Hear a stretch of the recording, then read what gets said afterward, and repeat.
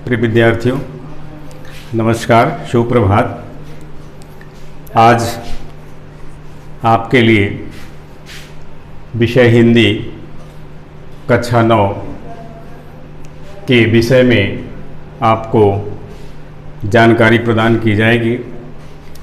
प्रिय विद्यार्थियों, आज हम कक्षा 9 में सबसे पहले आपके कोर्स के अनुसार जो दिया गया है हिंदी गद्य के बारे में हम चर्चा करेंगे और इसके ऊपर हम सब विचार करेंगे और जानकारी प्राप्त करेंगे। आज हम आपके लिए कक्षा 9 की हिंदी गद्य के विषय में जानकारी देने के लिए आए हैं। आइए हम सब गद्य के विषय में कुछ जानकारी प्राप्त करें। तो प्रिय विद्यार्थियों, सबसे पहले हम गद्य के विषय में जाने गद्य है क्या।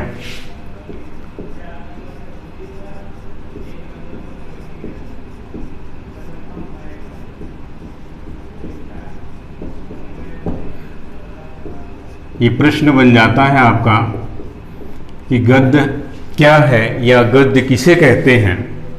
ठीक है, इसकी परिभाषा हम देते हैं। पहले हम सब ये जानते हैं मेरे विद्यार्थियों की दैनिक जीवन में प्रयुक्त होने वाली जितनी भी बोलचाल की भाषा का हम प्रयोग करते हैं वे ज्ञान विज्ञान से लेकर कथा साहित्य आदि की अभिव्यक्ति जो हम सब करते हैं, अभिव्यक्ति का जो माध्यम होता है, साधारण व्यवहार की भाषा क्या है, वो गद्य ही है।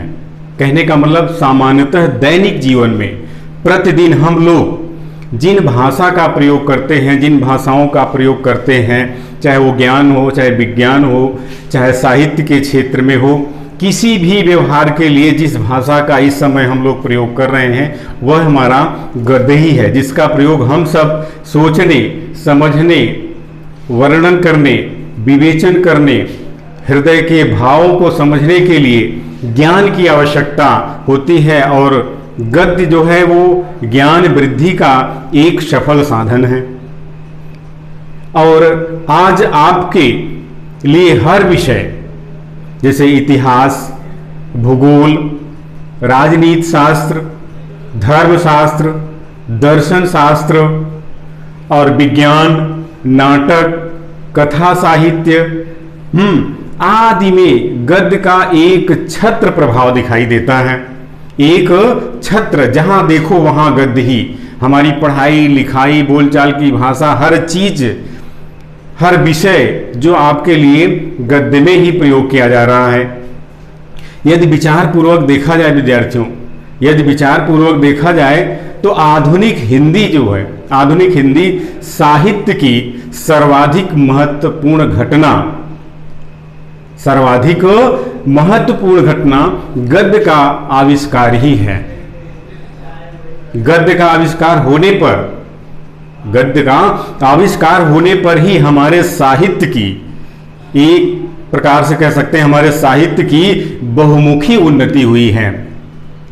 क्योंकि गद्य का जब आविष्कार हुआ, इससे हम अपने भावों को आसानी से एक दूसरे के हृदयगत के भावों को व्यक्त कर सकते हैं और समझ सकते हैं। क्योंकि पहले गद्य का आविष्कार न होने, गद्य हिंदी का आविष्कार नहीं होने से जो भी भाषाएं चलती थी, बोलचाल की भाषा चलती थी, वो सब हमारी कविता के माध्यम से, श्लोक के माध्यम से सब होती थी, जो सबके बस की बाहर थी, सबको समझ में विशेष रूप से नहीं आ पाती थी। लेकिन जब से आपका गद्य भाषा का आविष्कार हुआ, तब से आपके लिए हिंदी साहित्य या अन्य विषय, जितने भी विषय हैं, सबके लिए आसान हो गया।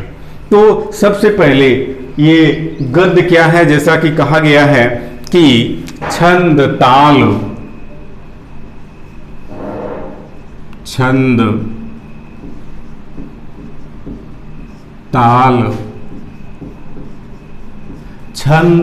ताल लय एवं तुकबंदी,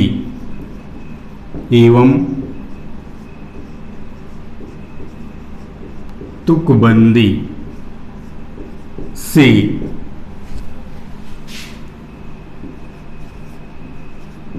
मुक्त। छंद ताल लय एवं तुकबंदी से मुक्त, विचार पूर्ण,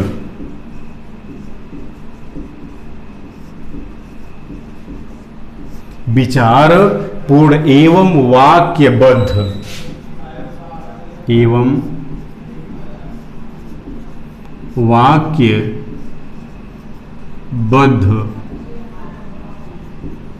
रचना को, वाक्यबद्ध रचना को क्या कहते हैं? गद्य कहते हैं।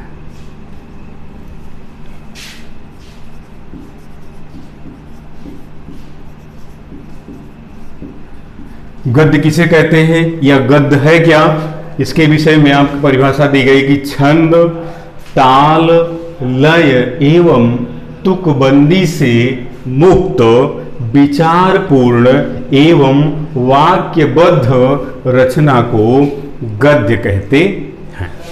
अब इसमें आप देखेंगे कि छंद ताल लय एवं तुकबंदी, ये चीजें आपके पद्य में दिखाई देते हैं, ये चीजें आप कविता में देखने को मिलता है, लेकिन गद्य में न छंद होता है, न ताल होता है, न लय होता है, न उसमें तुकबंदी होता है। हाँ, केवल विचारपूर्ण वाक्यबद्ध रचना को हम गद्य कहते हैं। उसमें तुकबंदी से मुक्त, यानी ये सारी चीजें गद्य में क्या होता है? नहीं होता है, अर्थात गद्य में ये सारी चीजें नहीं होती हैं। अब छंद क्या होता है, ताल क्या होता है, लय क्या होता है, तुकबंदी क्या होती है? अगर ये चीज आपको पता है तो कोई बात नहीं, लेकिन थोड़ी सी चर्चा हम कर देते हैं विद्यार्थियों कि छंद जिस रचना में वर्ण मात्रा पद यति तुक का ध्यान रखा जाता है, जिस रचना में वर्ण मतलब अक्षर, जिस रचना में वर्ण अर्थात अक्षर, मात्रा पद यति तुक का ध्यान रखा जाता है, उसे हम छंद कहते हैं। अब छंद में आपने पढ़ा दोहा छंद, चौपाई छंद, सोरठा छंद, बहुत सारे छंद हैं, वो गद्य में नहीं पाया जाता है। ठीक, ताल क्या होता है? अब ताल जैसे मनोरंजन के लिए रंजक, अर्थात ताल वाद्यों की थापों से गति मापी जाती है। ताल क्या होता है? ताल जो होता है वाद्य मानी बाजा जो आप बजाते हैं, जैसे ढोल हारमोनियम, वाद्यों की थाप से गति मापी जाती है, और इस मापी गई गति को ही हम क्या कहते हैं? ताल कहते हैं। जिसे ताल का मतलब ये भी, जैसे ढोल धीन तक धिन तक धिन तक धिन, ये भी आपका एक ताल ही है। ठीक, अब उसमें आ जाता है लय। लय क्या होता है? एक स्वर संयोजन, एक लय, एक स्वर संयोजन के स्वरों को गाने के लिए लगाया गया समय जो होता है वही आपका लय कहलाता है। वही आप लय को गति भी कहते हैं कि एक स्वर को संयोजन करने के लिए, संयोजित करने के लिए, एक स्वर को हम बोलने के लिए जो समय और जो उसका एक आधार होता देते हैं, वही आपका क्या होता है? लय होता है। और तुकबंदी क्या होता है? तुकबंदी अर्थात पद के अंत में, जिसको कहते हैं हम पदांत, पद के अंत में वर्णों की समानता, पद के अंत में वर्णों की समानता को ही हम तुकबंदी कहते हैं। बस समझ में आई? पद के अंत में वर्णों की समानता को ही हम क्या कहते हैं? तुकबंदी कहते हैं। जैसे उदाहरण के लिए, तुकबंदी के लिए रामदूत अतुलित बलिधामा अंजनी पुत्र पवन सुत नामा। अब यहां पर आप देख रहे हैं कि धामा, और अंत में दूसरी लाइन में क्या आ रहा है? नामा। रामदूत अतुलित बल धामा और अंजनी पुत्र पवन सुत नामा। नामा धामा ये दोनों अंत में एक समान स्वर प्रदान कर रहे हैं, इसलिए इसे हम क्या कहते हैं? तुकबंदी। और महावीर विक्रम बजरंगी, अकुमति निवार सुमत के संगी। बजरंगी और संगी, ये भी आपके एक समान स्वर अंत में प्रदान कर रहे हैं, इसलिए इसे हम क्या कहेंगे, ये आपका तुकबंदी होता है। तो इसलिए गद्य क्या है, छंद ताल लय एवं तुकबंदी से मुक्त विचारपूर्ण एवं वाक्यबद्ध रचना को गद्य कहते हैं, जिसमें विचार होता। और वो वाक्य क्या होता है, वाक्यबद्ध रचना को हम क्या कहते हैं, गद्य कहते हैं। ठीक है, अब आपको ये बात समझ में आई कि नहीं आई? अगर ये बात समझ में नहीं आई तो हम पुनः दोहरा देते हैं कि गद्य क्या है। अब ये जानते हैं हम कि हम इस समय वर्तमान काल में या आगे आने वाले समय में जो भी विचार, जो भी भावनाएं, जो भी एक दूसरे के हृदयगत भावनाओं को हम व्यक्त करते हैं और आप सुनते भी हैं, वो हमेशा या बोलचाल की भाषा में जो भी विचार या हृदयगत भाव हम प्रकट करते हैं, भाव देते हैं, वो सारी चीजें क्या हैं, गद्य ही है।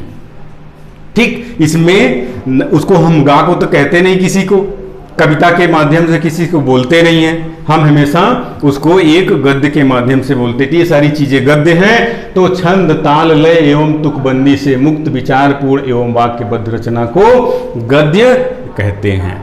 ठीक है, आगे चलें। अच्छा, अब आगे आपके कोर्स में दिया गया है लगभग कि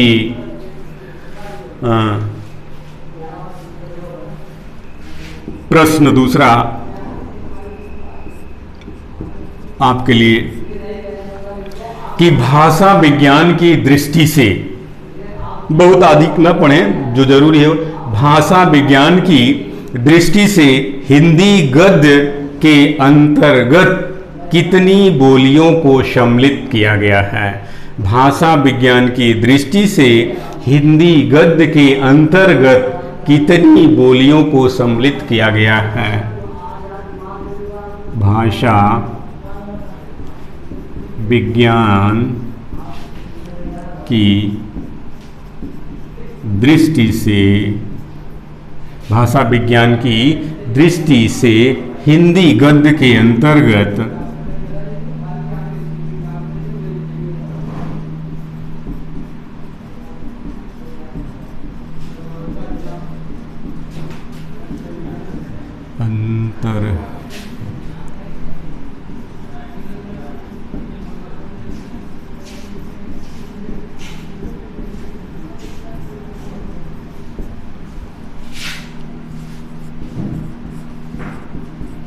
कितनी बोलियों को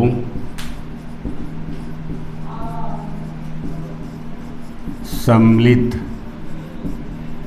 किया, कितनी बोलियों को सम्मिलित की गई है।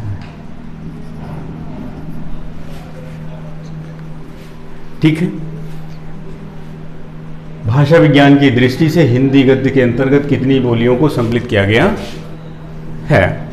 ठीक है, ये किताब आप उठा, कक्षा 9 की किताब आप हिंदी के देखेंगे तो उसमें ये प्रश्न और उत्तर आपको आसानी से मिल जाएगा। जो पढ़ाया जा रहा है आपके कोर्स से ही पढ़ाया जा रहा है और दूसरी जगह से नहीं पढ़ाया जा रहा। आप इसको एक बार पढ़िए, उसके बाद किताब देखिए, किताब में आपकी सारी चीज़ें आपको मिल जाएंगे, सारे मैटर आपको मिल जाएंगे। एक बार इसे पढ़ेंगे, एक बार किताब अपने से पढ़ेंगे तो शायद हो सकता है, हमारा पूरा पूरा विश्वास है कि आपकी जो ये क्लासें चल रही इसके माध्यम से आपका पूरा का पूरा तैयारी हमेशा चलती रहेगी और आपको कंठस्थ भी आसानी से हो जाएगा।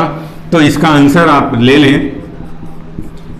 ठीक, आप किताब देखेंगे तो उसमें मिल जाएगा आपको कि भाषा विज्ञान की दृष्टि से हिंदी गद्य के अंतर्गत कितनी, ये आपका 2 बार लिखा गया है, सारी कितनी बोलियों को सम्मिलित किया गया है। तो भाषा विज्ञान की दृष्टि से हिंदी गद्य के अंतर्गत 8 बोलियों को सम्मिलित किया गया है। कितनी बोलियों को सम्मिलित किया गया है? 8 बोलियों को सम्मिलित किया गया है। वो हैं आपके ब्रज भाषा, पहला है आपका ब्रज भाषा, दूसरा है आपकी खड़ी बोली, दूसरी क्या है आपकी खड़ी बोली, तीसरी आपकी है कन्नौजी। क्यों जी, ठीक है ना, कन्नौजी। अगली है आपकी हरियाणवी,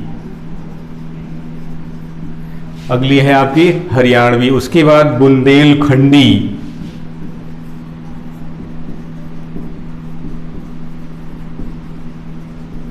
बुंदेलखंडी। उस 1 2 3 4 5, उसके बाद आता है आपका अवधी, जो अवधी भाषा। अब उसके बाद बघेली,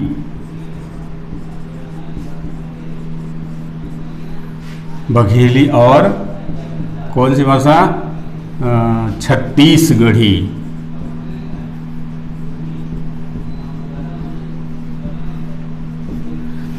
एक दो तीन चार पाँच छः सात आठ, अर्थात भाषा विज्ञान की दृष्टि से हिंदी गद्य के अंतर्गत 8 बोलियों को सम्मिलित किया गया है। वो 8 बोली हैं ब्रज भाषा, खड़ी बोली, कन्नौजी, हरियाणवी, बुंदेलखंडी और अवधी, बघेली और छत्तीसगढ़ी।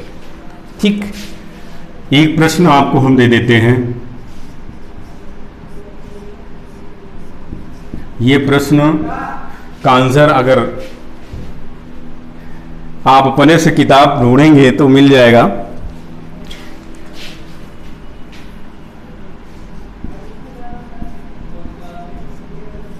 हिंदी गद्य का प्राचीनतम, हिंदी गद्य का प्राचीनतम प्रयोग हमें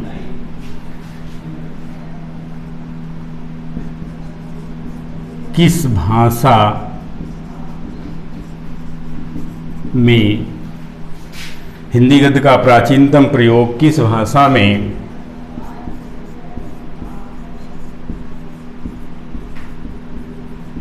हिंदी गद्य का प्राचीनतम प्रयोग किस भाषा में मिलते हैं। ठीक है,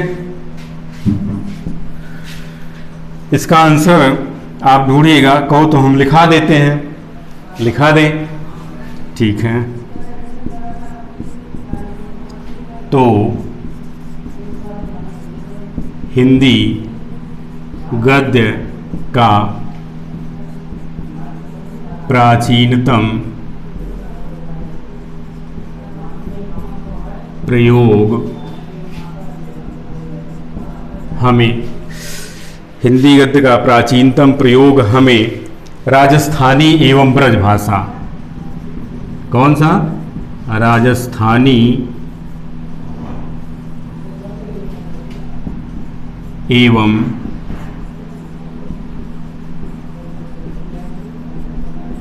ब्रज भाषा, हिंदी गद्य का प्राचीनतम प्रयोग हमें राजस्थानी एवं ब्रज भाषा में मिलते हैं। ठीक।